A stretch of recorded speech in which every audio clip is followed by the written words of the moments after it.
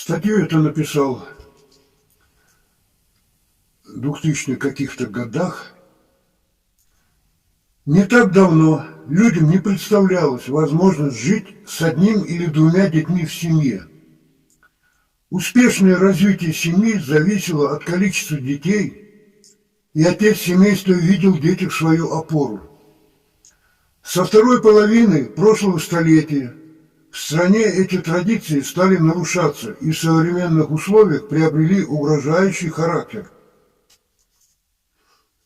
Можно с горечью заметить, что многие молодые люди не стремятся заводить свои семьи, и для них растить детей становится в тягость.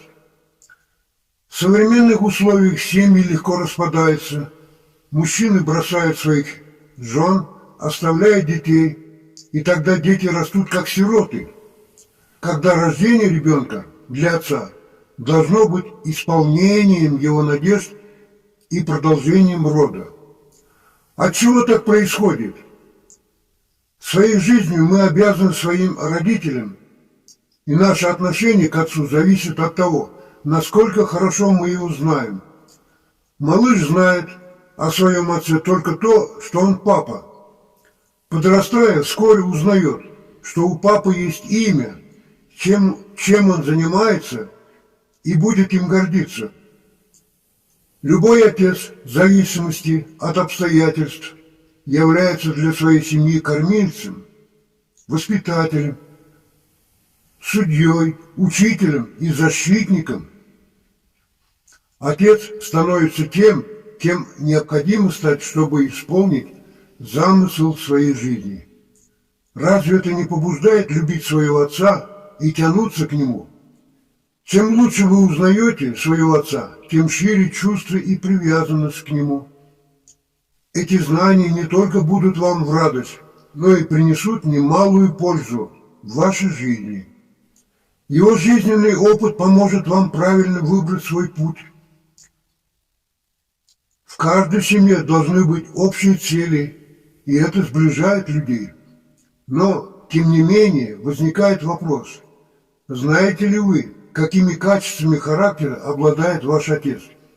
И как это влияет на ваше отношение к нему? Подобный вопрос может показаться неожиданным, если вы выросли в дружной, многочисленной семье, и большинство людей знает, что нравится их отцу и что нет. Как он поступит в той или иной ситуации и как относится к своей семье.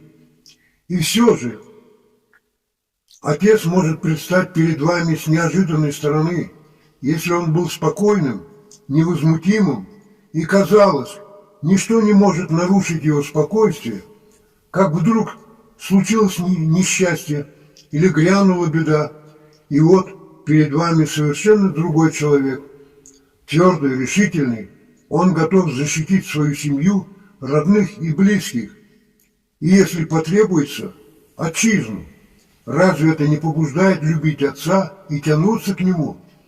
Таким образом, чувственное отношение к человеку возникает от того, насколько хорошо вы его знаете. С благодарностью внимаете искреннему слову вашего отца и его наставления. У каждого в жизни бывают взлеты и падения. Порой чувствуем себя раздавленными. Кто бы мог в такие моменты поддержать и правильно посмотреть на ваши проблемы? Это может сделать отец.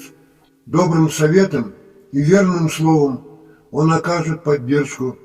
Если ребенок упал и поранился, любящий отец обязательно поможет ему.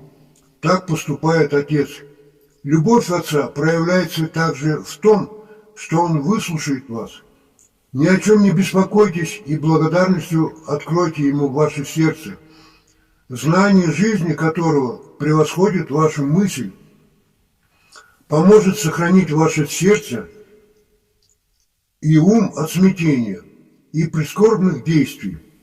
Обращаясь к отцу, внимательно прислушайтесь к его советам и наставлениям.